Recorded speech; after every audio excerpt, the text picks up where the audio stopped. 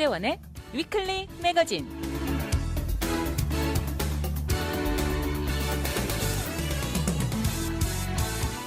안녕하세요. 위클리 매거진의 문대원입니다. 독립기념일이 지나고 진정 여름 분위기는 절정입니다.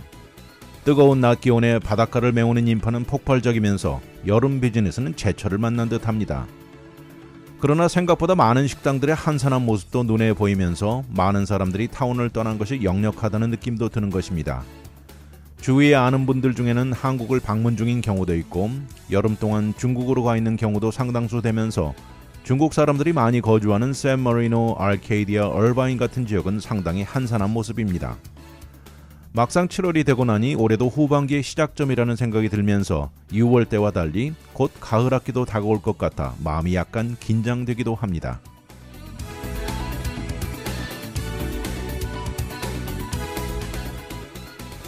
오늘의 토픽은 저출산의 올바른 이유, 건설업 노동자, 히키코모리, 팔머 오크, 그리고 father and son입니다.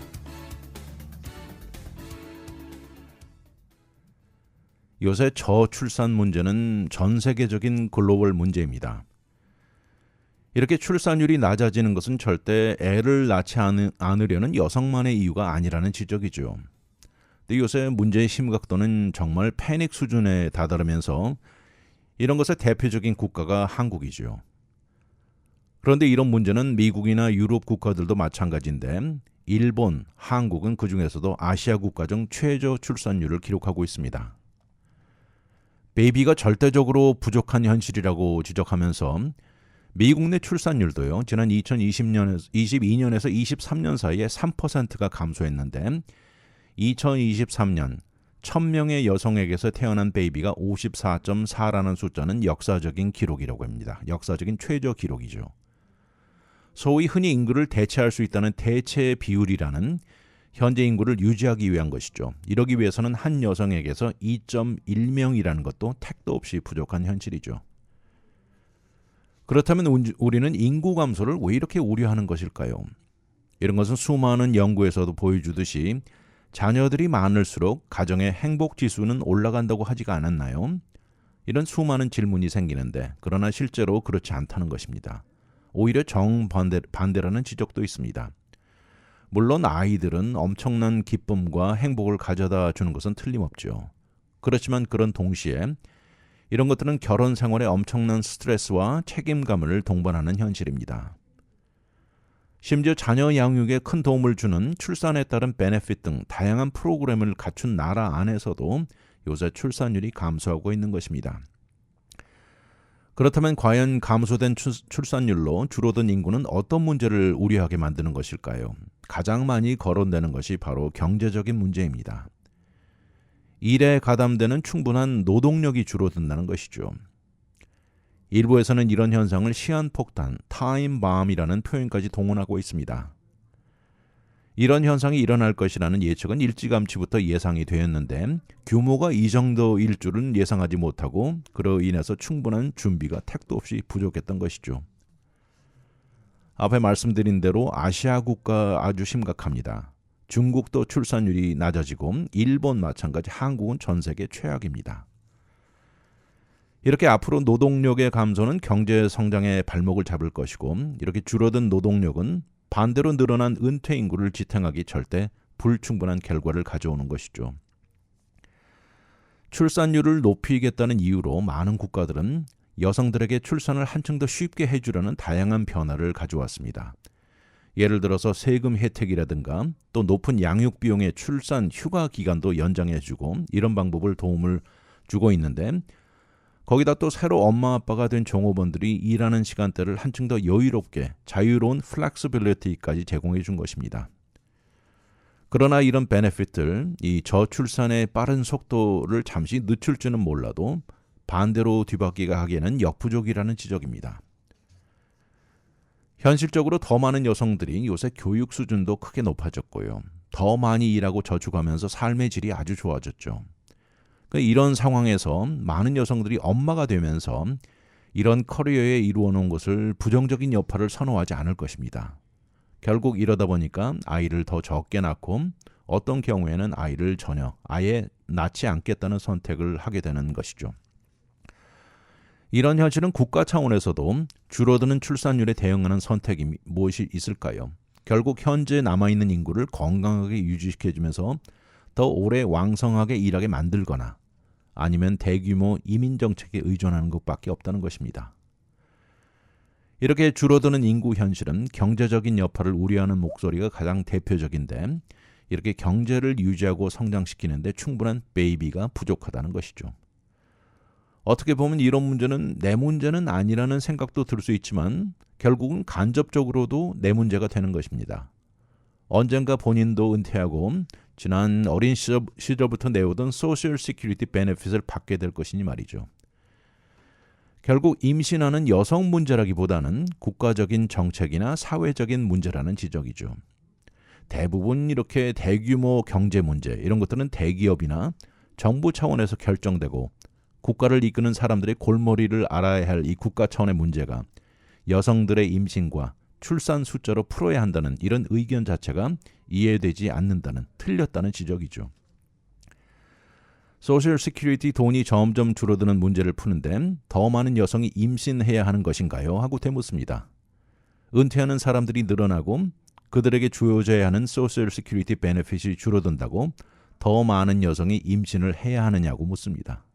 모든 것이 이렇게 출산율, 여성의 임신에 의존된다는 듯한 분석이 어이없다는 여성들의 의견입니다. 글로벌 차원의 인구 감소를 두고 수많은 연구 결과가 나왔지만 실제로 정확한 답은 아무도 모른다는 것이 오히려 더 정확할 것이라는 지적이죠. 한 가지 예외 없이 확실한 것은 있습니다. 이렇게 여성들이 이 피임, birth control이 가능하고 고등교육을 받을 수 있는 상황, 또 본인이 원하는 적절한 직업이 보장되는 사회에 사는 여성이라면 이런 곳에서는 출산율은 상대적으로 낮아진다는 것은 요새 확실합니다. 타이완, 러시아, 이태리, 그리스 같은 나라에서 아이를 낳으면 이 정부에서 현금을 주기도 하고요. 한국 같은 경우에는 출산율을 높이려고 최고속 전철 시스템을 만들고 이러면서 출퇴근 시간을 줄여주고 가족들과 시간을 증가시키려는 모든 각도에서 노력을 하고 있지만 별 변화를 보지 못하고 있는 실정입니다.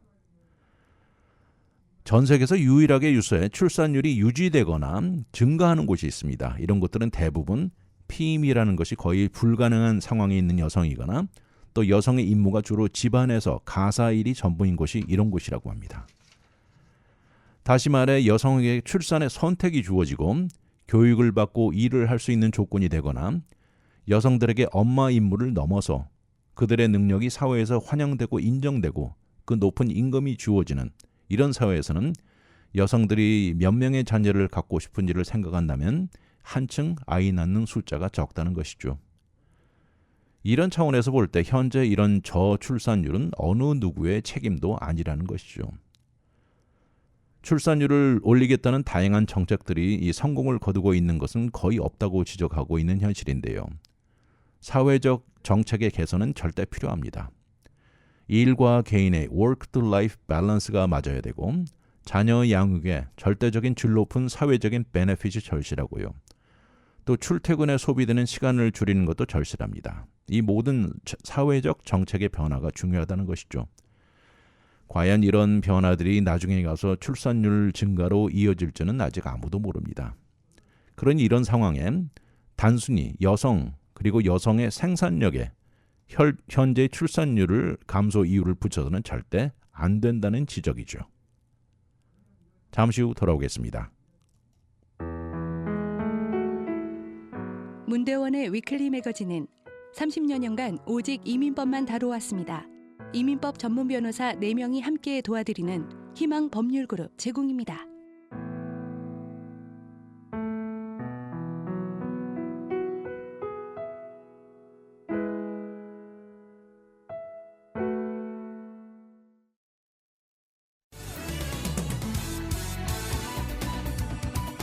와이드 매거진 문대원의 위클리 매거진.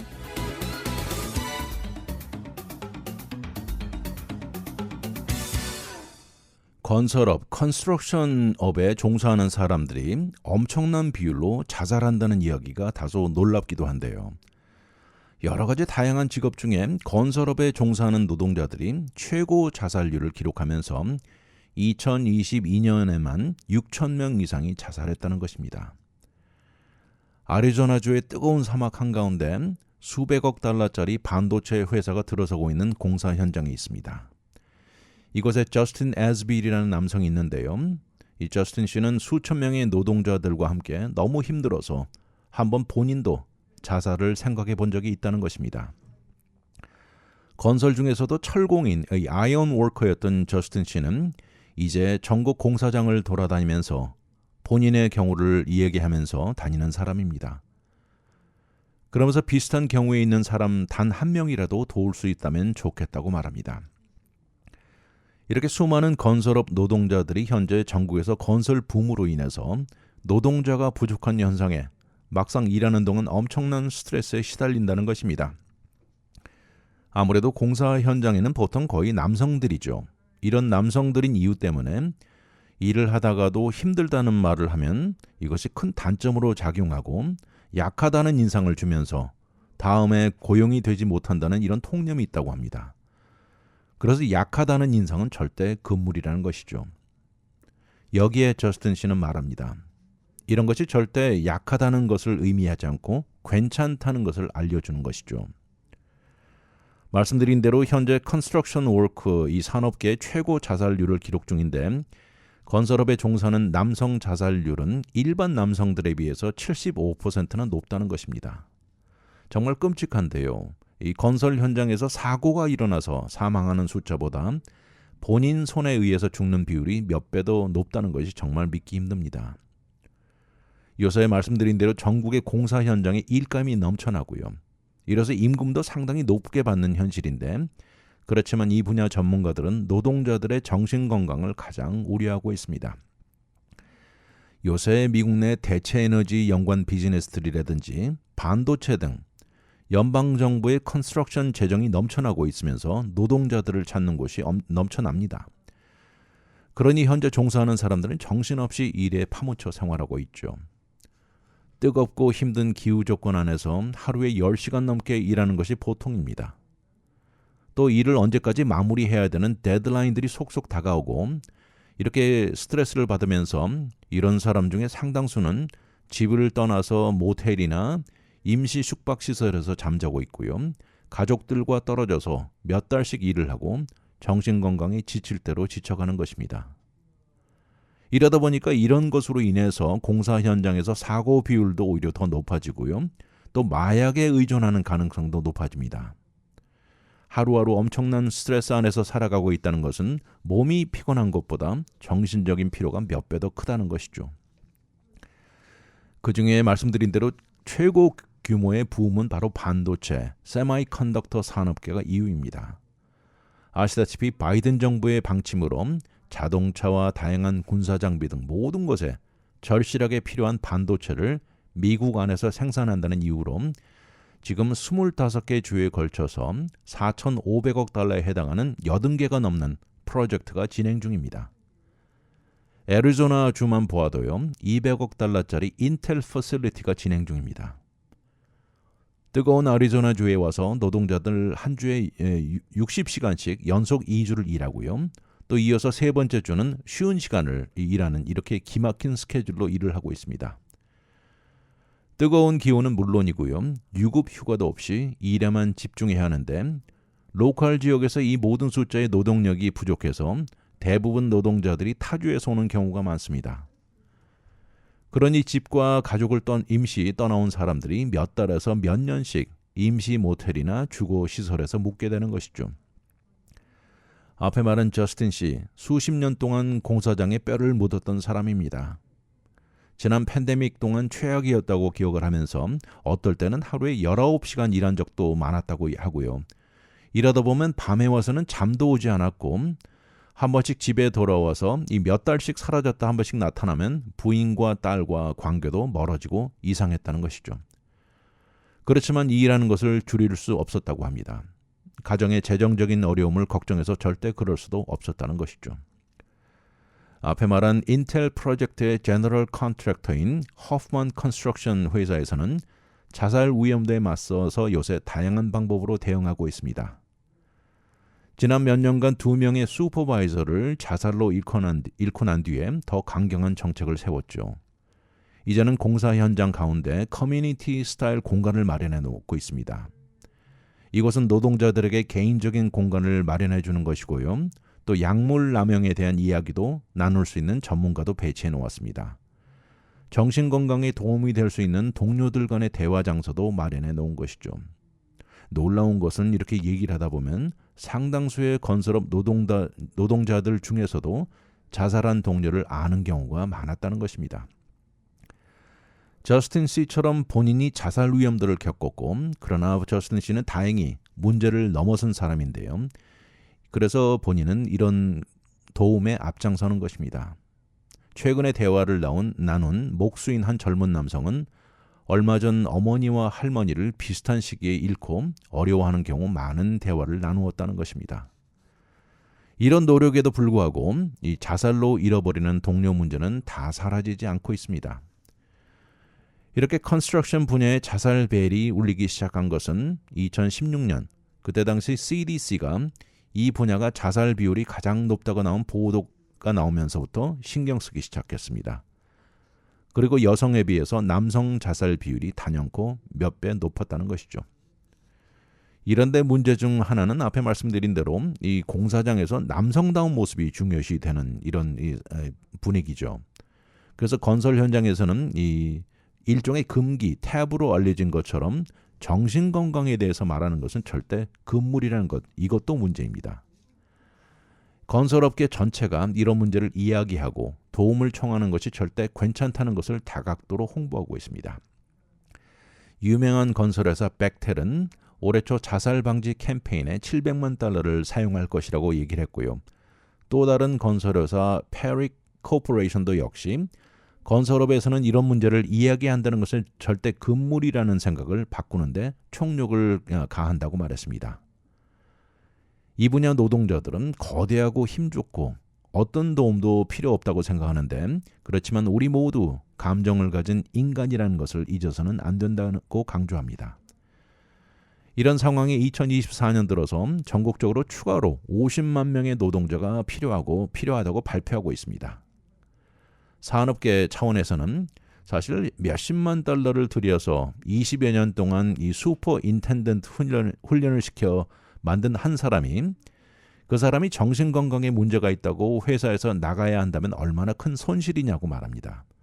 그래서 이런 경우가 있을 때 절대 초기 단계부터 정신건강 유지하는 것이야말로 비즈니스 차원에도 유리한 결정이라고 말하고 있습니다. 놀랍게도 남성들이 주를 이루는 건설업 노동자들, 엄청난 어려움과 스트레스로 자살 비율이 엄청나게 높다는 것입니다. 잠시 후 돌아오겠습니다. 문대원의 위클리 매거진은 30여 년간 오직 이민법만 다뤄왔습니다. 이민법 전문 변호사 4명이 함께 도와드리는 희망 법률그룹 제공입니다.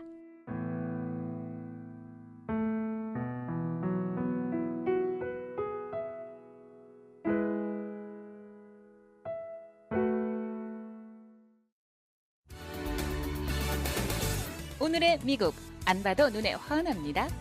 와이드 매거진 문대원의 위클리 매거진.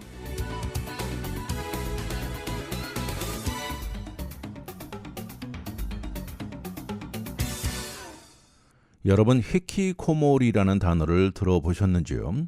저는 이번 토픽을 준비하면서 처음 알게 됐는데 일본어입니다. 히키코모리는 지난 1990년대 일본에서 나온 것으로 청소년과 젊은 성인들이 심각하게 사회에서 고립되어서 완전히 방에만 틀어박혀 있는 그런 의미로 사용되고 있습니다. 그런데 이런 문제는 한국 사회도 심각할 정도입니다. 이제 30살이 된 유승규라는 젊은이가 나와 있는데요. 지난 몇 년 동안 방에서 나오지 않고 이 사회와 완전히 담을 쌓고 살아온 젊은이입니다. 사회생활도 한 번도 제대로 한번 해보지 않았고 혼자 박힌 채 살아가는 것이죠. 그렇지 않아도 전 세계 최저 출산율의 생산력의 감소를 우려하는 한국에 이런 젊은 층의 문제는 심각한 사회 문제입니다. 이렇게 유승규 젊은이가 사회와 벽으로 차단해버린 것은 19살 때부터였습니다. 그렇게 고립돼 살다가 잠시 방에서 나와 국방의 의무로 2년간 군인 생활을 마치고 다시 방으로 돌아가 2년을 고립 생활을 더한 것입니다. 현재 한국에서 19살에서 39살 사이 젊은 층 중 34만 명 정도가 이 연령 그룹 인구 중에 3% 정도에 해당한다고 하는데요. 이들은 늘 외롭고 고립된 세상에 살아간다는 것입니다. 이런 사람들 중 많은 경우 가장 큰 문제의 시작은 사회 또는 부모의 기대에 미치지 못하면서 위축되고 본인이 스스로 뒷걸음질 치게 되는 경우가 많습니다. 일반적으로 사회에서 우러러보고 칭찬받는 과정, 학교 성적을 받아오는 것도 제대로 얻지 못하면서 생기는 부작용이라고 지적하고 있습니다. 이 중에 상당수는 대학을 가지만 부모가 원해서 간 경우가 많고요. 이로 인해서 결국 한 달 후에 자퇴하는 케이스가 너무 많다는 것이죠. 이들 중에 몇 명은 얘기합니다. 대학 가는 것 자체부터 싫었다. 왜 내가 원하는 분야 선택할 수 있는 자유도 없는가 하는 질문이 있었습니다. 수치, 또 창피하다는 이런 한국 사회에 깊숙이 박혀있는 문화로 인해서 본인의 문제를 상의하기도 힘든 사회적인 것이 가장 힘들었다고 말합니다. 이들은 그래서 결국 하루는 결정을 내리고 내 인생이 뭔가 잘못돼도 단단히 잘못되어 하는 생각하에 고립하기 시작합니다. 이렇게 고립에 들어가고는 가족들 얼굴도 마주치는 것도 싫어서 화장실 가고 몸 씻는 것도 중단해버립니다. 이 젊은이는 어린 시절에 이 부모님이 자주 다투셨다고 하는데 이것이 본인에게 많은 것에 영향을 주었고 학교 생활에도 피해를 주었다고 말합니다. 그러면서 이 젊은이 말은 한국의 학교 생활이 상당히 힘들다면서 내 자신을 돌볼 수 없었다고 말합니다. 그래도 한 가지 다행인 것은 이 유승규 젊은이는 치료를 받기로 결정했고요.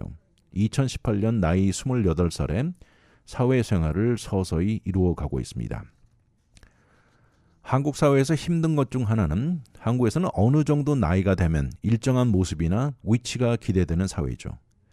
근데 여기서 벗어날 경우 아주 힘든 사회입니다. 이럴 경우 나는 실패작이다. 너무 늦었다.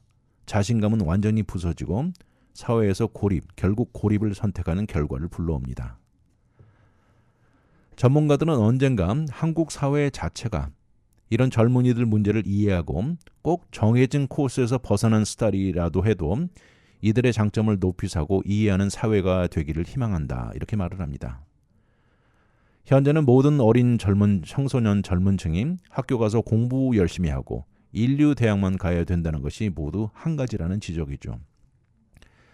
이런데 변화의 물결인지 모르겠지만 최근에 서울에 행복 공장이라는 해피니스 팩토리가 등장했습니다.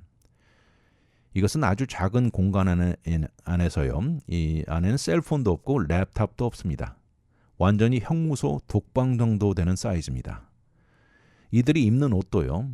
마치 그 독방 죄수처럼 파란색 형무소 유니폼을 입는데 이들이 절대 죄수는 아닙니다. 이들은 바로 엄마들입니다. 이렇게 고립된 상황이 어떤 것인지 직접 경험해보는 장소입니다. 이런 엄마들의 대부분은 사회에서 완전히 고립된 자녀를 가지고 있는 엄마들로요. 사회에서 완전히 차단되고 고립된 것이 어떤 것인지 체험하러 온 사람들입니다. 바로 히키코모리. 현재 한국에서 19살에서 34살 사이 5% 정도 달하는 15,000명이 이런 고립 문제를 가지고 있습니다. 이 비율을 한국 전체 인구에 계산해 보면요. 54만 명이 넘는다는 이야기입니다.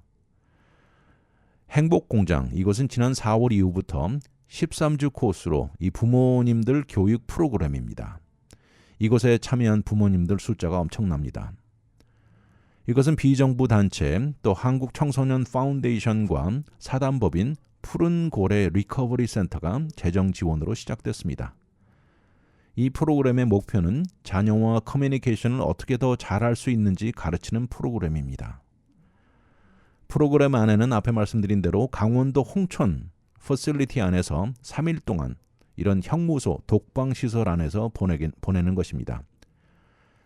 이것을 통해서 얻기를 희망하는 것은 부모님들에게 고립을 통해 자녀들을 더 잘 이해하게 도움을 주게 하는 것입니다.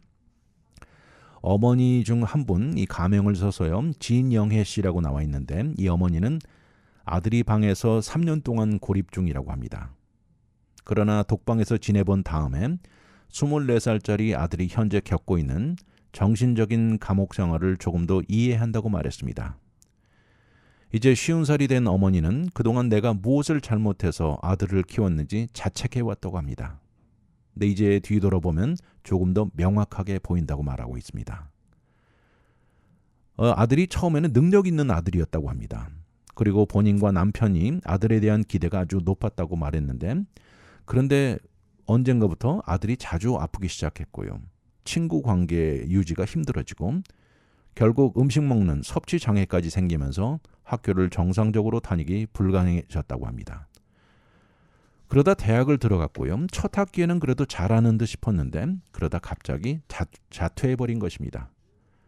그리고 방에 고립이 되고 개인 청결과 음식 먹는 것도 완전히 중단해버린 모습이죠. 어머니의 가슴은 찢어졌던 것이죠. 우울증에 가족이나 친구들과 정상적인 관계 유지가 힘들어졌습니다. 인류대학에 들어가지 못한 실망들이 모두 복합적으로 작용했겠지만 이런 모든 문제, 무엇이 잘못된 것인지 엄마와 대화는 절대 원하는 것이 아니었습니다. 진 씨는 어머니는 처음 행복공장에 도착해서 고립되어 있는 수많은 젊은 청년들이 적어놓은 노트를 쭉 읽어 내려갔습니다. 그러면서 내 아들이 침묵으로 본인을 보호하는구나 이렇게 생각을 했습니다. 왜냐하면 아무도 그를 이해하지 못한다는 생각이었다는 것을 처음 느꼈다고 말하고 있습니다.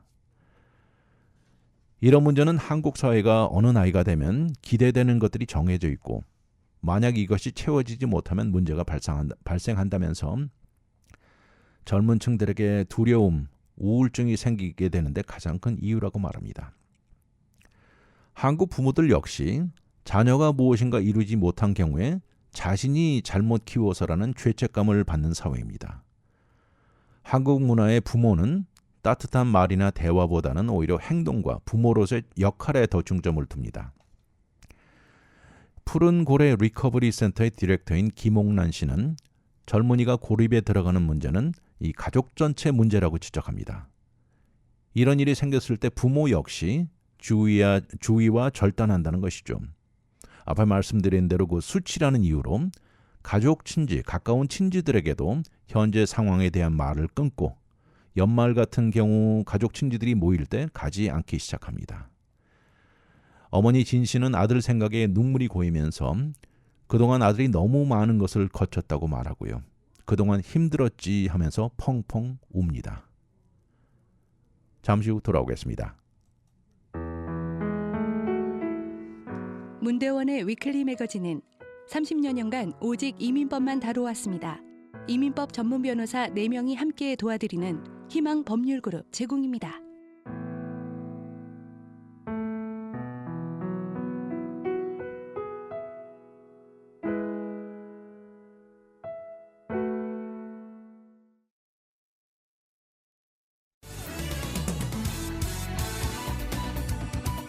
와이드 매거진 문대원의 위클리 매거진.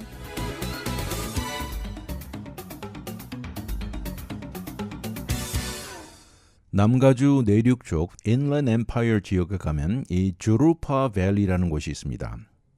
이곳에 있는 13,000년에서 18,000년 정도 나이로 추정되는 팔머 오크라는 오래된 식물이 있습니다. 그런데 이런 식물이 요새 주택 개발로 인해서 위협을 받고 있다는 얘기입니다. 우리가 흔히 상상하는 나무의 모습보다는 오히려 땅에 낮게 붙어 깔려있는 타입인데요. 근데 이런 나무들이 이번 주택 개발로 인해 논쟁의 쟁점이 되고 있다는 이야기입니다. 이번에 장장 5시간에 걸친 이 열띤 공청회가 있었는데요. 친환경주의자들 또 인랜드 엠파이어 정부들은 이번 개발은 나무들 바로 옆 400피트까지 접근한다면서 중단해 주거나 변경을 요청하고 있는 것입니다. 이 나무는 팔머 오크라고 부르는데요. 캘리포니아 주 안에서는 최고 오래된 이 고령의 나무이고요. 전 세계에서는 3번째로 올드하다는 가장 오래된 것입니다. 이것은 지난 마지막 빙하기 아이스 에이지의 막판에 태어났다고 하는데 지구상에 살아있는 생명체 중 하나라는 것이죠. 그러나 긴 세월 동안 지구에 존재해온 나무인데 이것이 조만간 주위 둘러싼 주택들과 창고들을 바라보게 될 것입니다.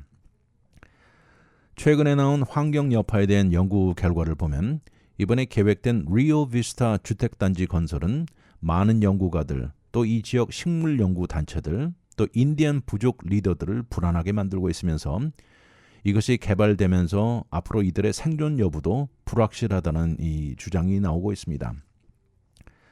총 1697채의 주택이 들어서고요. 또 이 안에는 상업용 부지, 2개의 초등학교, 3개 공원들이 들어설 예정인 프로젝트인데 그러다 보니까 이곳 토종의 이 식물들을 크게 위협한다는 주장입니다. 팔머 오크는 애초 미국 주인, 원주민들, 인디언들에게 아주 중요한 존재입니다. 네이티브 아메리칸 헤리티지 커미션에서 이것은 아주 중요하다고 강조를 하는데요. 이것은 오크뿐만 위협하는 것이 아니라 수천 년 동안 다양한 의식 목적으로 존재해온 그 주위 언덕 전체, 랜드스케이프도 위협한다는 것이죠. 그렇지만 팔머 오크는 멸종 위기에 있거나 위협을 받는 리스트 안에 올라있지는 않습니다. 그렇지만 불과 4피트 정도 높이에 이 쭉 포모나 프리를 바라보며 깔려있는 많은 측에 중요하다는 것을 강조하는 것이죠.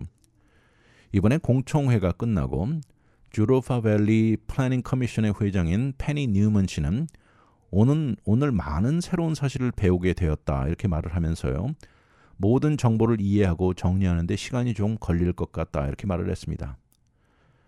그러면서 커미션은 이 개발 측에 팔머 오크에 가해지는 영향에 대해서 여파를 좀 더 상세히 조사해서 제출할 것을 지시했고 한 걸음 더 나아가 이것을 보호하는 추가 방법 제출도 요구했습니다.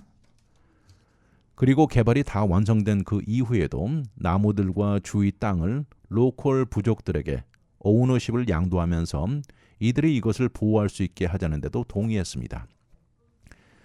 이번 미팅에 참석한 또 이 지역 평생 주루파 밸리에서 태어나 자랐다는 제니퍼 아이어 씨는 우리는 조그만 우리 커뮤니티에 세계적인 유산을 발견했다 이렇게 말을 했습니다.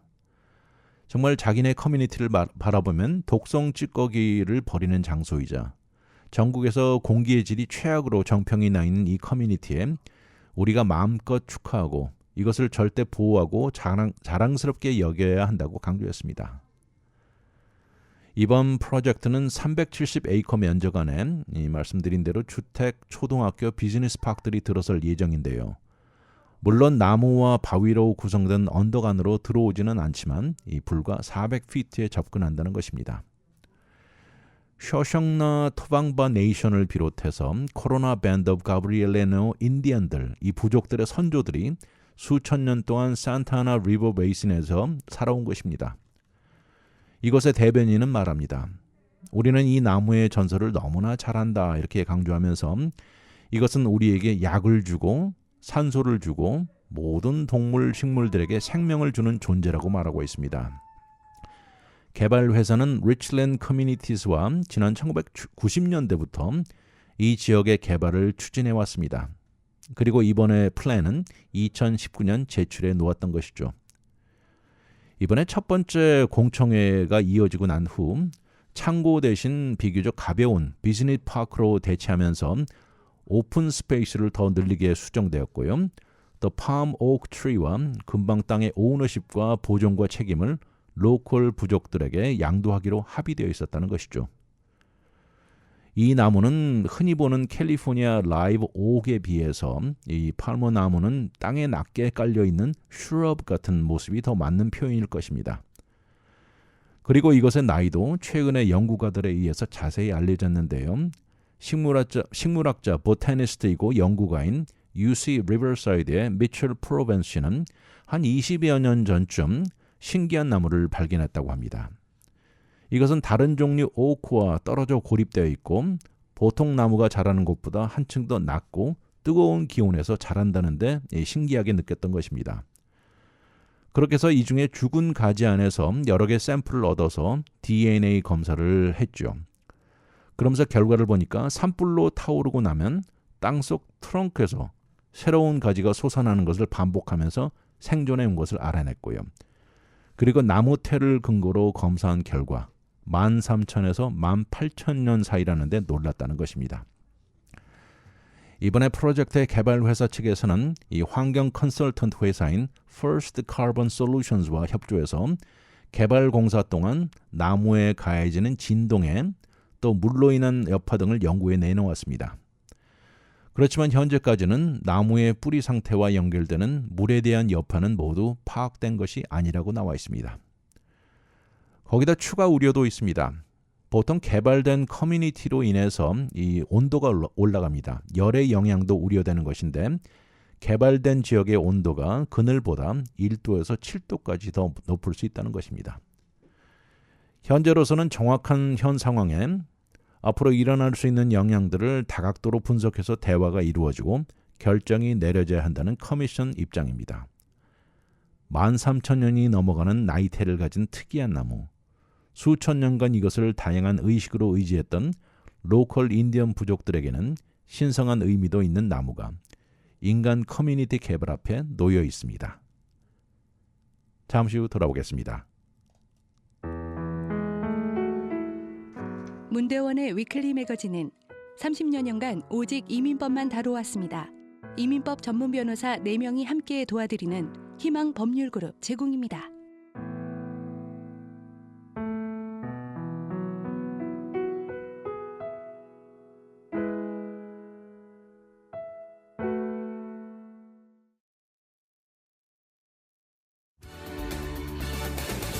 오늘의 미국 안 봐도 눈에 환합니다. 와이드 매거진 문대원의 위클리 매거진.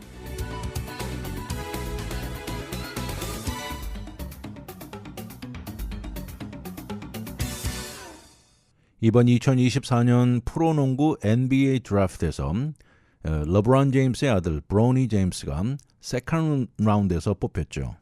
바로 로스앤젤레스 레이커스에 뽑히면서 전체에서 55번째 선택된 선수가 됐습니다.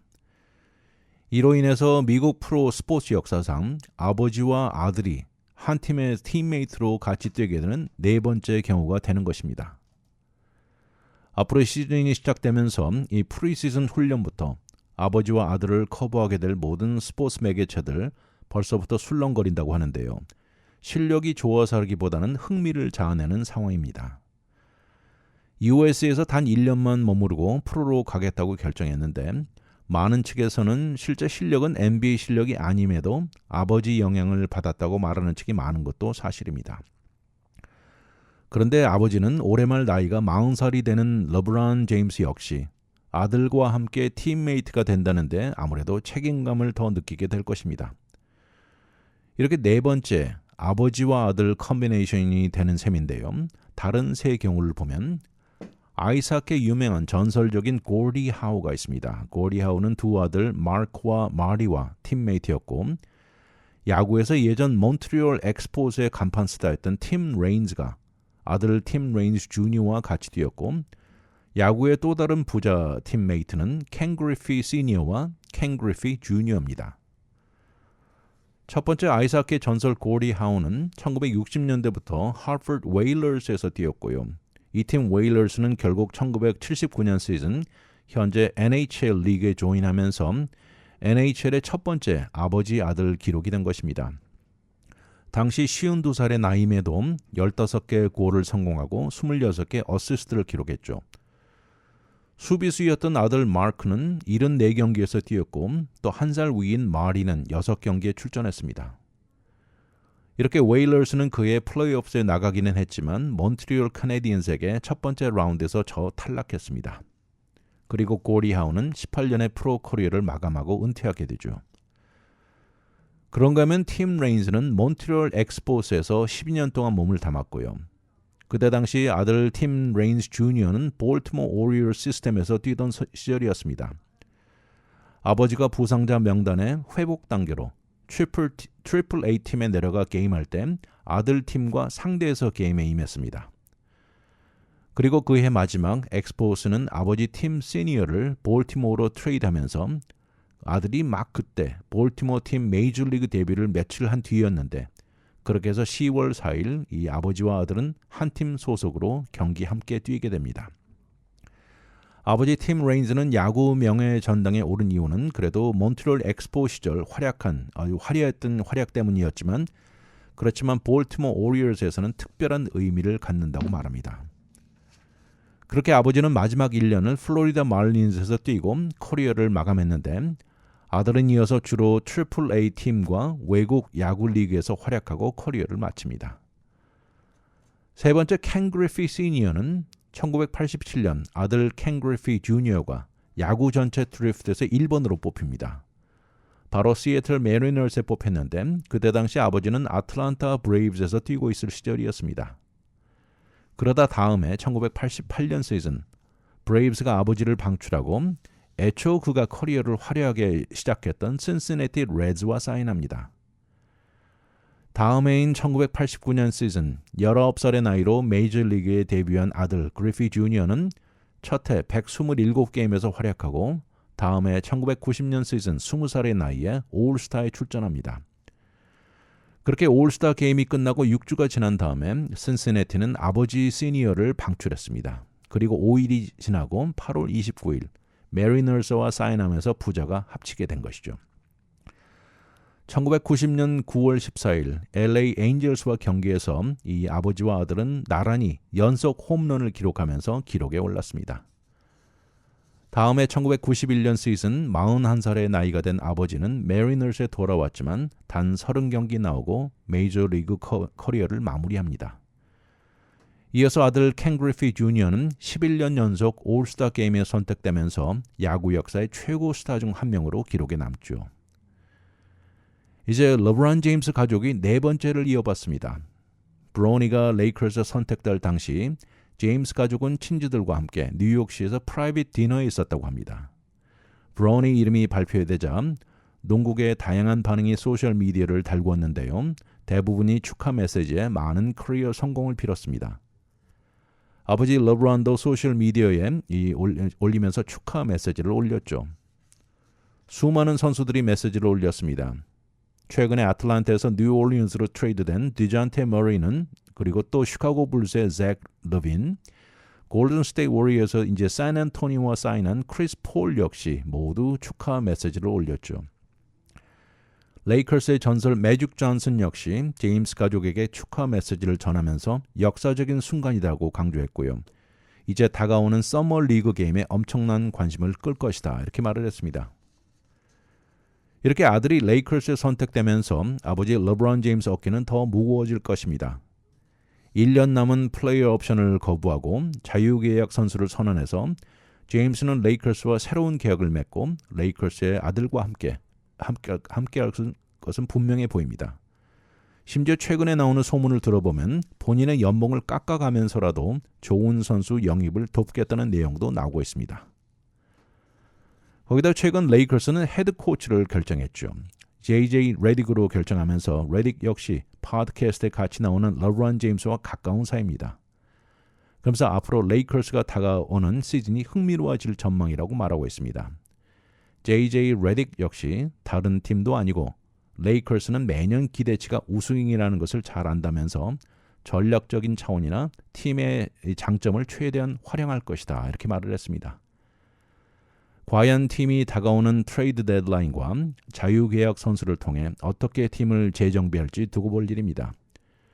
그러나 아버지와 아들이 한 팀에서 뛰는 네 번째 케이스는 흥미를 자아내고 있습니다.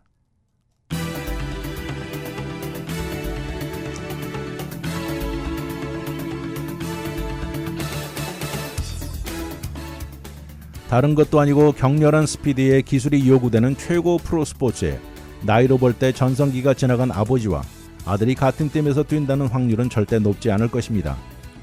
이번에 프로농구의 최고 르브론 제임스의 아들 브로니가 LA 레이커스에 선택되면서 실력은 NBA 실력에 못 미치는데 아버지 이름의 영향이 컸다는 지적도 많이 나오고 있는 현실입니다. 레이커스 경우 아들을 뽑지 않았을 때 르브론 제임스가 레이커스를 떠날 가능성도 생각하지 않을 수 없었을 것입니다. 이 모두 비즈니스로 판단하고 내린 결정이겠지만 이번 시즌 레이커스의 방향이 어떻게 펼쳐질지 두고 볼 일입니다. 지난 몇 시즌 레이커스의 수뇌부에 현명하지 못한 결정들이 이어지는 것을 보면서 이번 결정도 반복되는 결과가 아니기를 팬의 한 사람으로서 간절히 바라는 마음입니다. 위클리 매거진은 인터넷을 통해 다시 들을 수 있습니다. radiokorea.com에 들어와 다시 듣기를 누르시고 편안한 시간에 들으십시오. 또한 위클리 매거진을 유튜브에 들어와 RKTV 1540을 통해서도 들을 수 있습니다. 지금까지 위클리 매거진 진행의 문대원이었습니다. 감사합니다.